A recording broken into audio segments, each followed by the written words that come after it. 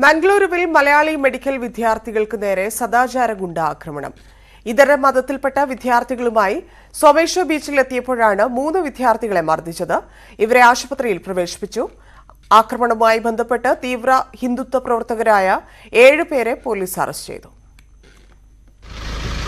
അവധി ആഘോഷിക്കാനായി ഉള്ളാൾ സോമേശ്വർ ബീച്ചിലെത്തിയ ദേർലക്കട്ടയിലെ പാരാമെഡിക്കൽ കോളേജിലെ വിദ്യാർത്ഥികൾക്ക് നേരെയാണ് സദാചാര ഗുണ്ട ആക്രമണമുണ്ടായത്. ഇതര മതസ്ഥരിൽപ്പെട്ട സഹപാഠികളോടൊപ്പം ബീച്ചിലെത്തിയത് ചോദ്യം ചെയ്തായിരുന്നു മർദ്ദനമേറ്റ കാസർഗോഡ് സ്വദേശികളായ സഫർ ഷെരീഫ്, മുജീബ്, ആഷിഖ് എന്നിവരെ ദേർലക്കട്ടയിലെ സ്വകാര്യ ആശുപത്രിയിൽ പ്രവേശിപ്പിച്ചു. കല്ലും ബെൽറ്റും ഉപയോഗിച്ച് ക്രൂരമായി മർദ്ദിച്ചെന്ന് ചികിത്സയിലുള്ള വിദ്യാർത്ഥിയുടെ ബന്ധു. ഇവരെ തെരഞ്ഞു പിടിച്ചിട്ട് ബാക്കി ആൾക്കാരൊക്കെ ഉണ്ട്. ഇവരെ തെരഞ്ഞു പിടിച്ചിട്ട് ഐഡൻറ്റി കാർഡ് കാര്യങ്ങൾ ചോദിച്ചു.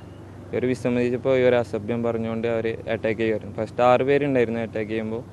പിന്നെ അവർ ആൾക്കാരൊക്കെ കൂടി 30-20 പേരുണ്ടെന്നാണ് പറയുന്നവർ. ബെൽറ്റ് ഊരിയിട്ട് പിന്നെ വടി കൊണ്ട് കല്ലുകൊണ്ടൊക്കെ മുഖത്ത് കുത്തി, പിന്നെ വളയിൽ തലക്കൊക്കെ ഇടിച്ചിട്ടുണ്ട്. അങ്ങനെയൊക്കെ അറ്റാക്ക് ചെയ്തിട്ടുണ്ട്. വലിച്ചെടുത്തോണ്ട് വന്നിട്ടുണ്ടെന്ന് പറയും, മുടി പിടിച്ചിട്ട്. തലപ്പാടി ഉള്ളാൾ സ്വദേശികളാണ് അറസ്റ്റിലായവർ.